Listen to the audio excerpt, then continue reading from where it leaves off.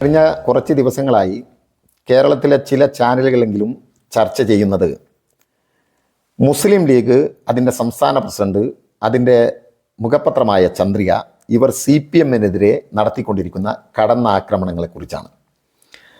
ഇതിനാധാരമായ സംഭവം നടക്കുന്നത് പാണക്കാട് സാദിഖ് അലി തങ്ങളുമായി നടത്തിയ ഒരു അഭിമുഖം ചന്ദ്രിക പത്രത്തിൻ്റെ നിലപാട് പേജിൽ വരികയുണ്ടായി. അതിൽ അദ്ദേഹം പ്രധാനമായി പറഞ്ഞിട്ടുള്ള കാര്യം CPM വിതക്കുന്നത് BJP കൊയ്യുകയാണ് എന്നാണ് പറഞ്ഞിട്ടുള്ളത്. അതായത് CPM എടുക്കുന്ന പല നിലപാടുകളും BJPക്ക് അനുകൂലമാണ്, മുസ്ലിം ലീഗ് അതിനൊക്കെ എതിരാണ്. ഇന്നലെ അദ്ദേഹത്തിൻ്റെ അഭിമുഖത്തോട് ചേർന്ന് നിന്നുകൊണ്ട് ചന്ദ്രിക പത്രത്തിൽ മറ്റ് ചില ക്യാപ്ഷനോടുകൂടി വാർത്തകൾ വരികയുണ്ടായി.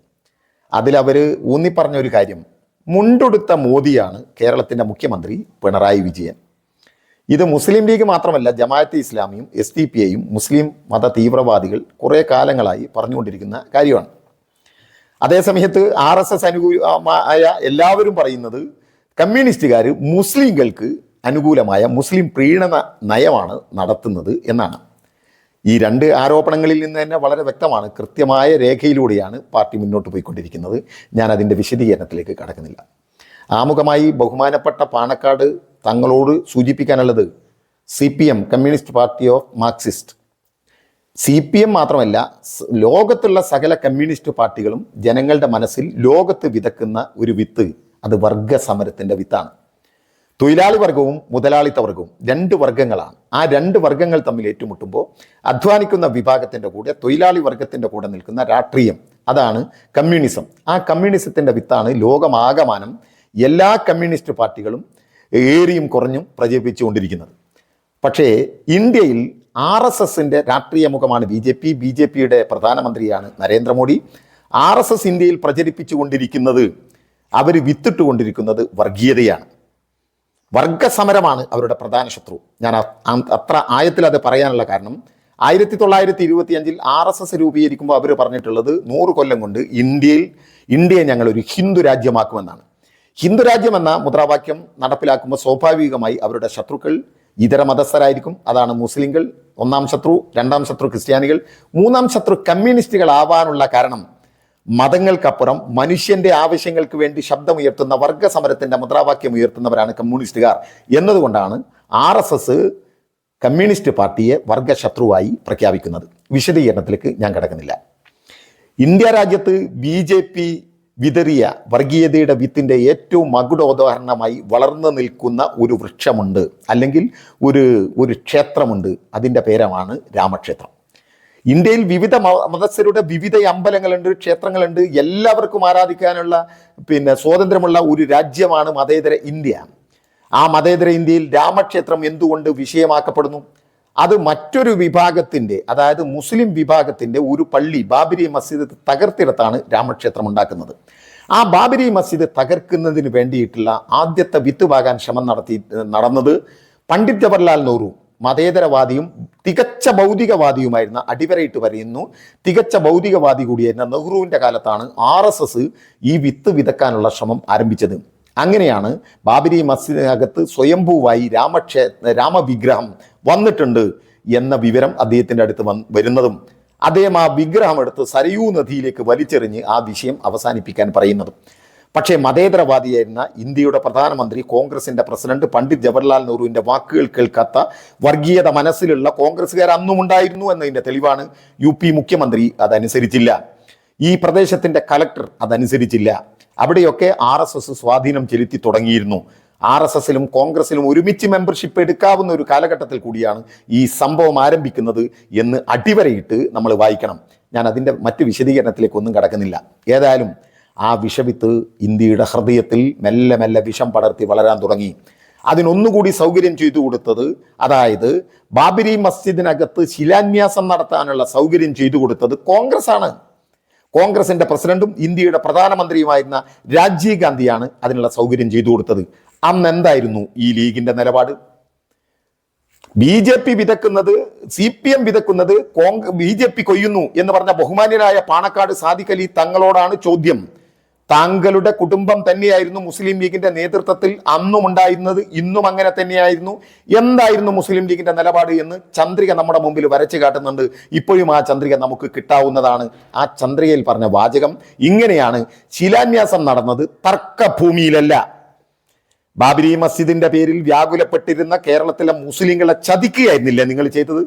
മുസ്ലിം ലീഗും അതിന്റെ സംസ്ഥാന നേതൃത്വവും RSS അനുകൂലമായ മുണ്ടുടുക്കാനല്ലേ അന്ന് മുസ്ലിം ലീഗിന്റെ സംസ്ഥാന നേതൃത്വവും ശ്രമിച്ചിട്ടുള്ളത്? നിഷേധിക്കാൻ നിങ്ങൾക്ക് പറ്റുമോ? ആ ഇടത്ത് പിന്നീട് ഒരുപാട് സംഭവങ്ങൾ ഉണ്ടായി. വിശദീകരണത്തിലേക്ക് ഒന്നും കിടക്കുന്നില്ല, ഓടിപ്പാഞ്ഞ് പറഞ്ഞു പോകാൻ ആഗ്രഹിക്കുകയാണ്. അവിടെ വലിയ തർക്കങ്ങൾ ഉണ്ടായി. ആ ബാബരി മസ്ജിദ് തകർക്കപ്പെട്ടു. ആ തകർക്കപ്പെടുമ്പോൾ ഇന്ത്യയുടെ പ്രധാനമന്ത്രി കോൺഗ്രസ് ആണ്, അയാളുടെ പേര് നരസിംഹറാവു ആണ്.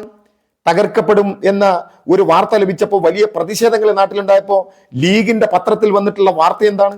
ലീഗ് എന്താണ് ഈ കേരളത്തിലെ നിങ്ങളുടെ കൂടെ നിൽക്കുന്ന മുസ്ലിങ്ങളുടെ പാർട്ടിയാണല്ലോ നിങ്ങൾ. പാർട്ടിയോട് എന്താ പറഞ്ഞിട്ടുള്ളത്? ആ ബാബരി മസ്ജിദ് ഒരിക്കലും തകർക്കില്ലെന്ന് ഇന്ത്യയുടെ പ്രധാനമന്ത്രി നരസിംഹറാവു ഞങ്ങൾക്ക് ഉറപ്പ് തന്നിട്ടുണ്ട്.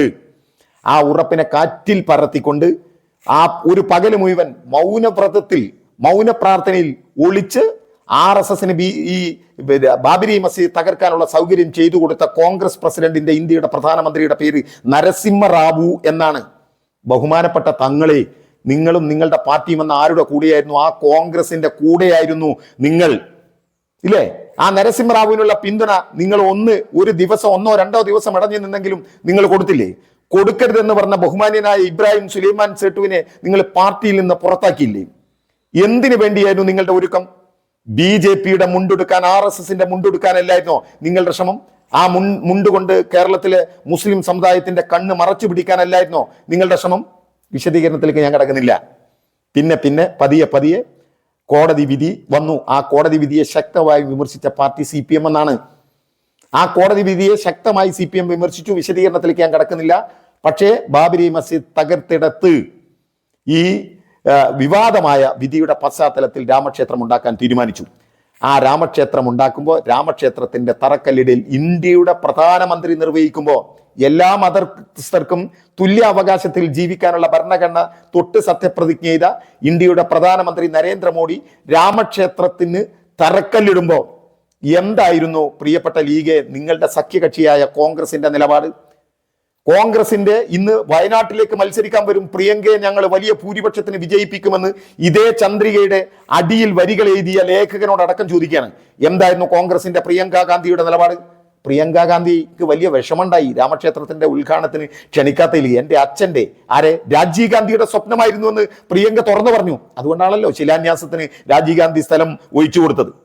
അവിടേക്ക് 3 വെള്ളി ഇഷ്ടികകൾ കൊടുത്തയച്ചു പ്രിയങ്ക ഗാന്ധി. കമൽനാഥ് മധ്യപ്രദേശിന്റെ മുഖ്യമന്ത്രി 11 ഇഷ്ടിക കൊടുത്തയച്ചു. അതിന്റെ നിർമ്മാണത്തിന് പണം കൊടുത്തു. ആ കോൺഗ്രസിന്റെ കൂടെയല്ലായിരുന്നോ മുസ്ലിം ലീഗ്? ആ കോൺഗ്രസിന്റെ കൂടെയല്ലായിരുന്നോ മുസ്ലിം ലീഗ്? മോദിക്ക് പാകമായ മുണ്ടെടുക്കാൻ ശ്രമിച്ചത് CPM ആണോ? അല്ല, CPM അതിനെ എതിർക്കുക ചെയ്തത്. ആ പാകമായ മുണ്ടെടുക്കാൻ ശ്രമിച്ചത് നിങ്ങളാണ്, ബഹുമാനപ്പെട്ട പാണക്കാട് തങ്ങളെ എന്ന് പറയേണ്ടി വരും. യാതൊരു സംശയമില്ല, ആ മുണ്ട് നിങ്ങൾക്കായിരിക്കും പാകം. അത് കഴിഞ്ഞ് രാമക്ഷേത്രം ഉണ്ടാക്കി. ആ രാമക്ഷേത്രത്തിന്റെ ഉദ്ഘാടനത്തിന് ഞങ്ങളെ വിളിച്ചപ്പോൾ CPM ഒറ്റവാക്കിൽ പറഞ്ഞു ഞങ്ങളില്ല. ഇവര് വർഗീയതയുടെ വിഷത്തിൽ വെച്ച് വളർത്തി കോൺഗ്രസ് വെള്ളവും വളവും ഒഴിച്ചു കൊടുത്ത് വളർത്തിക്കൊണ്ടുവന്ന രാമക്ഷേത്രത്തിന്റെ ഉദ്ഘാടനത്തിന് ഞങ്ങളില്ല എന്ന് ഒറ്റവാക്കിൽ അവരുടെ ക്ഷണത്തെ വെട്ടിമാറ്റിയ പ്രസ്ഥാനമാണ് CPM. എന്നാൽ കോൺഗ്രസ് എടുത്ത നിലപാടെന്താണ്? പോവണം എന്ന നിലപാടെടുത്തു. പോണ്ട എന്ന് തീരുമാനിച്ചിട്ടും പല കോൺഗ്രസിന്റെ മന്ത്രിമാരും പ്രദേശ് കോൺഗ്രസ് കമ്മിറ്റി പ്രസിഡന്റുമാരും ആ പരിപാടിയിൽ പങ്കെടുത്തു. ലീഗ് എന്ത് നിലപാടെടുത്തു? ഈ പറഞ്ഞ കോൺഗ്രസിന്റെ നിലപാടിനെതിരെ ഞങ്ങൾ ഇനി നിങ്ങളുമായി സഖ്യമില്ല എന്ന് പറയുന്ന നിലപാട് എടുക്കാൻ തയ്യാറായോ ലീഗ്? തയ്യാറായില്ല.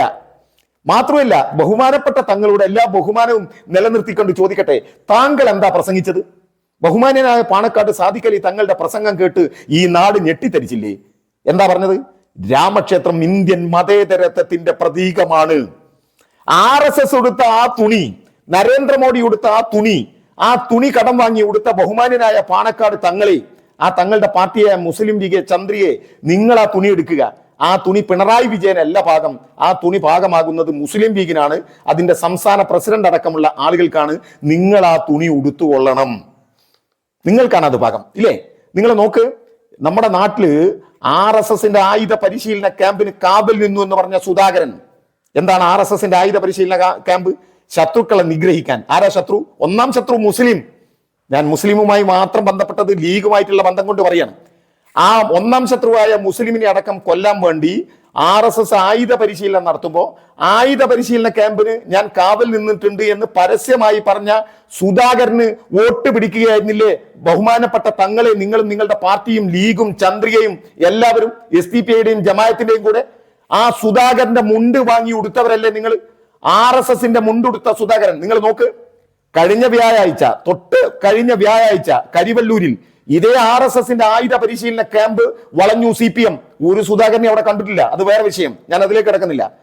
RSSന്റെ ആയുധ പരിശീലന ക്യാമ്പിനെ തെരഞ്ഞെടുപ്പിൽ തോറ്റ് തുന്നം പാടിയിട്ടും വളഞ്ഞ ഒരു ആദർശമുണ്ട് കമ്മ്യൂണിസ്റ്റ് പാർട്ടിക്ക്. മനസ്സിലായിട്ടുണ്ടോ നിങ്ങൾക്ക്? നിങ്ങളുടെ മുസ്ലിം ലീഗ് എവിടെയുള്ളത്?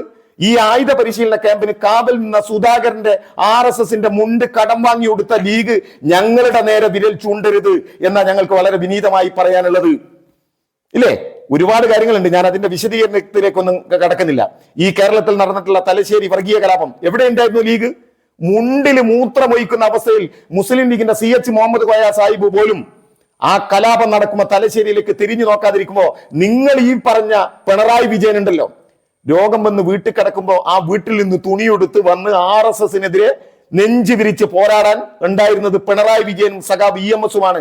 തലശ്ശേരി കലാപകാലത്ത് ജസ്റ്റിസ് ജോസഫ് ഇദ്ദേഹത്തിൽ കമ്മീഷന്റെ റിപ്പോർട്ട് എടുത്ത് വായിച്ചാൽ നിങ്ങൾക്ക് മനസ്സിലാവും. ഒരു മുസ്ലിം ലീഗിന്റെ നേതാവും അവിടെ ഉണ്ടായിരുന്നില്ല. മുണ്ടിൽ മൂത്രമൊഴിക്കുമോ എന്ന് ഭയപ്പെട്ട് RSSനെ ഭയപ്പെട്ട് നിങ്ങൾ മാറി. മാറാട് കലാപം ഉണ്ടായി കോഴിക്കോട് ജില്ലയിൽ. ആ അധികാരത്തിൽ ഇരിക്കുകയാണ് മുസ്ലിം ലീഗ്.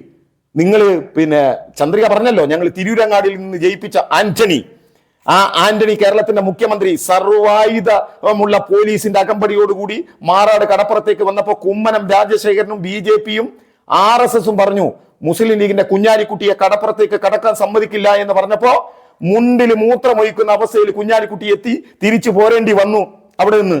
ഇല്ലേ? RSS മുണ്ട് വാടിക്കുത്തി മുഖത്ത് നോക്കി ഭീഷണിപ്പെടുത്താൽ വിറക്കുന്ന മുസ്ലിം ലീഗ് അല്ല. പിറ്റേ ദിവസം പിണറായി അതേ കടപ്പുറത്തേക്ക് പോകുമ്പോൾ BKC മുഹമ്മദ് കോയയുടെയും എളമരം കരീമിന്റെയും കൈപിടിച്ചു പോയപ്പോ RSSകാർ തടഞ്ഞു നിർത്തിയപ്പോ മുണ്ട് മാടിക്കുത്തി മാറി നിൽക്കണോ എന്ന് പറഞ്ഞവന്റെ പേര് പിണറായി വിജയനാണ്. RSSന്റെ മുണ്ടല്ല എടുത്തത്. RSS മുണ്ട് മാടിക്കുത്തി വന്നപ്പോ ഇങ്ങപ്പുറത്ത് കമ്മ്യൂണിസ്റ്റ് പാർട്ടിയുടെ മുണ്ട് മാടിക്കുത്തി അവരുടെ മുഖത്ത് നോക്കി മാറി നിൽക്കണോ എന്ന് പറഞ്ഞ പിണറായിയെ മുണ്ടുടിപ്പിക്കാൻ, മോദിയുടെ മുണ്ടുടിപ്പിക്കാൻ നിങ്ങൾ ശ്രമിക്കണ്ട. ആ മുണ്ട് പാകമാകുക നിങ്ങൾക്കായിരിക്കും. ഈ കേരളത്തിലെ ഒരുപാട് സംഭവങ്ങളുണ്ട്, വിശദീകരണത്തിലേക്ക് ഞാൻ കടക്കുന്നില്ല. ഇന്ത്യയുടെ വൈസ് പ്രസിഡന്റിന്റെ തെരഞ്ഞെടുപ്പ് കാലത്ത് കുഞ്ഞാലിക്കുട്ടി അടക്കമുള്ള ലീഗിന്റെ നേതാക്കൾ വിമാനം കിട്ടാതെ ഈ മുണ്ടിൽ മൂത്രമൊഴിക്കേണ്ടി വരും RSSന്റെ മുഖത്ത് നോക്കി പറയേണ്ടി വരികയാണെങ്കിൽ എന്ന് കരുതി മാറി നിന്നപ്പോ ഇന്ത്യൻ പാർലമെന്റിൽ പിണറായി വിജയന്റെ പാർട്ടിക്കാരായ ഈ RSSന്റെ വൈസ് പ്രസിഡന്റിനെതിരെ വോട്ട് ചെയ്തവരാണ്. മുത്തലാഖ് വിഷയം ഒരു സംശയം നിങ്ങൾ വിചാരിക്കേണ്ട. മതം പോലും നിഷേധിച്ച 3 തലാഖും ഒരുമിച്ച് ചെല്ലുന്ന ആ സംവിധാനത്തിന് പാർട്ടി എതിരാണ്. EMSന്റെ കാലത്ത് ശക്തമായ സമരം നടന്നതും അതിനെതിരാണ്. ഇപ്പോഴത്തെ മുത്തലാഖ് ബില്ല് അതല്ല.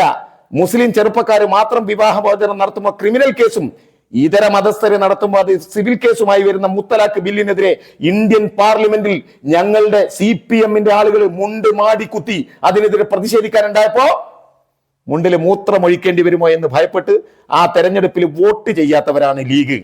NIA ബില്ല് ഇല്ലേ? ആഭ്യന്തരമന്ത്രി അമിത്ഷാ ഭീഷണിപ്പെടുത്തിയപ്പോ മുട്ടുംകാല് വറച്ച് അതിനെതിരെ വോട്ട് ചെയ്യാത്ത മുസ്ലിം ലീഗ് CPMനെ പഠിപ്പിക്കാൻ വരരുത്.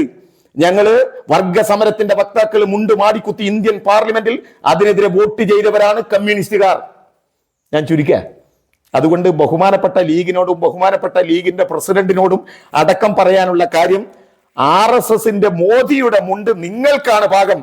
നിങ്ങളാണ് അവർക്ക് വേണ്ടി ഇതേ വടകരയിലും ബേപ്പൂരിലും കോലീബി സഖ്യമുണ്ടാക്കി ആ മുണ്ട് ഒരുമിച്ചെടുത്തവർ നിങ്ങളാണ്.